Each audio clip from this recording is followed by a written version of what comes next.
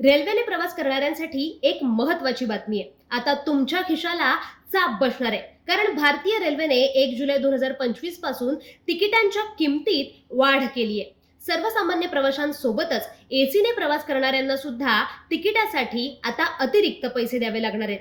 रेल्वेच्या नव्या नियमांनुसार 500 किलोमीटर पर्यंतच्या प्रवासासाठी सेकंड क्लासच्या तिकीट दरात कोणतीही वाढ झालेली नाहीये. पण हाच प्रवास जर 500 किलोमीटर पेक्षा जास्त असेल तर प्रति किलोमीटर अर्धा पैसा जास्त द्यावा लागणार आहे. त्याशिवाय मेल एक्सप्रेस ट्रेन मधील नॉन एसी प्रवाशांना प्रति किलोमीटर 1 पैसा जास्त द्यावा लागणार आहे. तर एसी ट्रेनच्या तिकीट दरांमध्ये प्रति किलोमीटर 2 पैशांनी वाढ करण्यात आली आहे. मात्र मुंबई लोकलसह इतर शहरी ट्रेनच्या तिकिटांच्या दरामध्ये कोणताही बदल सध्या होणार नाहीये. राजस्थानमध्ये 6 जून पासून प्रायोगिक तत्वावर नव्या दरानुसार तिकिटांची विक्री केली जाते आणि सध्या फक्त एका ट्रेनपुरती मर्यादित हा प्रयोग सुरू करण्यात आलाय. अशाच ताज्या घडामोडी जाणून घ्यायच्या असतील तर साम डिजिटलला फॉलो करा.